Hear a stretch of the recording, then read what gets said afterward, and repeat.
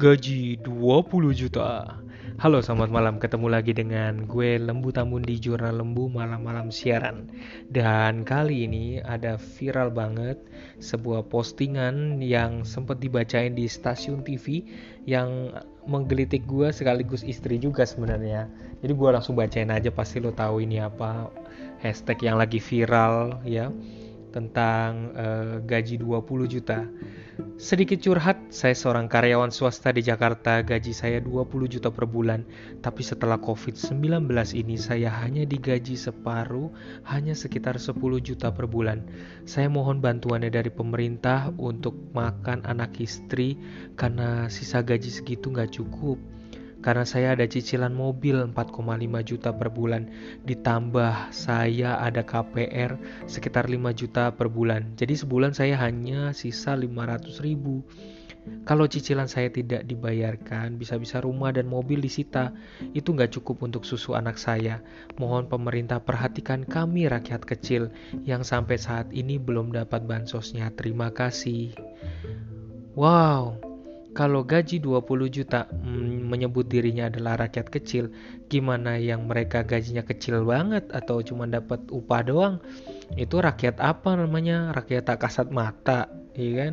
Sedih juga sebenarnya. Dan ternyata postingan ini eh, menjadi sebuah diskusi di komunitas saya, komunitas cerdas finansial, di mana mentor saya juga memberikan pendapat ya. Dan gue langsung bacain aja beberapa tanggapan dari diskusinya nih hari ini ya. Kebetulan hari ini tanggal 14. Jadi gua memang lempar gambar ini terus kemudian jadi diskusi di pagi hari dan heboh banget gitu ya gara-gara postingan ini ya. Jadi mentor gue ada dua mentor yang pertama bilang ini, nah ini kembali menjelaskan bahwa literasi keuangan yang rendah di masyarakat, bahkan orang yang berkelompok gaji tinggi aja juga berarti lemah sebenarnya literasi finansialnya ya, tidak berarti orang yang gaji gede itu ngerti gitu. Terus kemudian dia menuliskan satu, kemungkinan besar karena masalah dana darurat.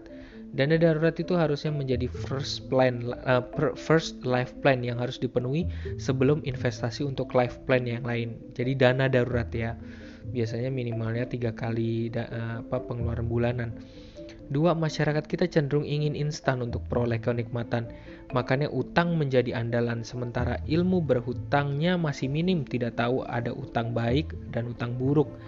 Ya, jadi itu masalah utama. Yang ketiga, godaan utang ini menjerumuskan kita ke dalam gaya hidup yang sering kebablasan, tidak mengukur kemampuan finansial. Nah, mentor gue yang satunya nulis gini, harusnya kalau benar-benar ini kisah nyata, harusnya dia menjaga integritas dirinya. Jual aja mobilnya, langsung bebas cicilan 4,5 juta dan punya tabungan, bukan malah minta bantuan, ya kan, gitu. Nah, akhirnya jadi heboh, jadi diskusi, kami lanjut ya. Di sini gue juga posting soalnya di Instagram ya. Jadi langsung ada yang komen, persoalan gaya hidup ini menjerumuskan banyak orang. Saya juga pernah mengalaminya, bahkan terjerumus sangat dalam. Dengan literasi yang cukup dan baik, kami menjalani gaya hidup yang sederhana. Jadi sebenarnya gaya hidupnya itu ini aja ada bukti bahwa gaya hidupnya bisa direndahkan gitu ya. Jadi bukan mengeluh karena soal masalah gaji itu ya, tapi sebenarnya harus ditata ulang ya untuk hidup lebih sederhana lagi ya. Terus karena penasaran yang sharing ini, gue tanya gayanya gimana supaya bisa menurunkan gaya hidup itu ya kan. Simple pak, awalnya saya mencatat semua pengeluaran. Ini tipsnya nih, mencatat semua pengeluaran secara teratur dan disiplin, review mingguan dan bulanan hal-hal apa yang seharusnya tidak perlu. Itu yang disepakati dengan keluarga untuk tidak dibudgetkan.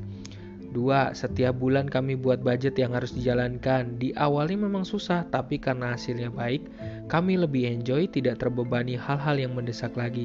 Dan kalau lihat saldo akhir bulan kami sangat happy.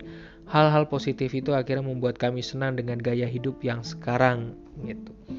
Nah, ada deh di dalam grup itu juga, komunitas kami tuh ada seorang ibu, dia bilang gini, sepakat Pak, kalau pengalaman saya intinya mencatat dan mereview mingguan Saya sebagai ibu-ibu saking rutinnya ngurus uang sering merasa keminter.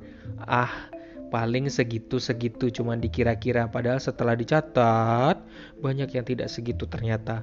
Setelah direview minggu depannya saya jadi lumayan bisa mengerem belanja yang tidak penting karena takut budgetnya jebol lagi. Iya. Dan yang menariknya ada yang nyambung lagi di anggota komunitas, seorang ibu dia bilang, "Betul, Bu. Rumusnya itu harus kompak sekeluarga. Lagi coaching nih untuk 5 pengurus bank sampah yang kurang mampu untuk rajin nyatet. Alhamdulillah setelah 3 bulan ada progresnya. Mereka nggak banyak jajan, mulai transportasi beralih ke angkot, dan gampang beli baju ya. Kadang suka miris loh, jajan anak TK sekarang rumahnya sekitar rumah, bahkan itu keluarga nggak mampu, itu bisa loh 80.000 sehari. Nggak bisa bayar SPP SD 25.000 sebulan, tapi anaknya jajan itu 20.000 sehari. Jadi bisa bayangin kan, harusnya kan ada keprihatinan. Nah, dari pengalaman ini, dari gambar yang tadinya heboh ya, yang lagi viral dengan hashtagnya gaji 20 juta ya, sampai viral di TV dan juga termasuk viral di Instagram ya, kesimpulannya adalah satu, dana darurat harus punya ya. Kedua, gaya hidup bisa diatur ulang kalau misalnya dirasa gara-gara dampak COVID ini membuat kita jadi kesusahan ya. Ketiga, masyarakat kita tuh masih lemah literasi keuangan, apalagi gampang banget teriming-imingi dengan berhutang, suka banget untuk berhutang. Nah, ini bahaya banget ya. Jadi harus hati-hati dengan berhutang. Gaya hidup itu jangan dengan berhutang kemudian jadi bahagia gitu, enggak, justru malah dengan berhutang itu harus ya ditepati dan harus sangat disiplin ya, jangan besar pasak daripada tiang. Oke, demikian dulu postingan gue tentang tanggapan gue tentang kisah viral gaya hidup gaya hidup gaji 20 juta. Salam dari gue Lembu Tambun hanya di Jurnal Lembu. Saksikan part 2-nya. Thank you.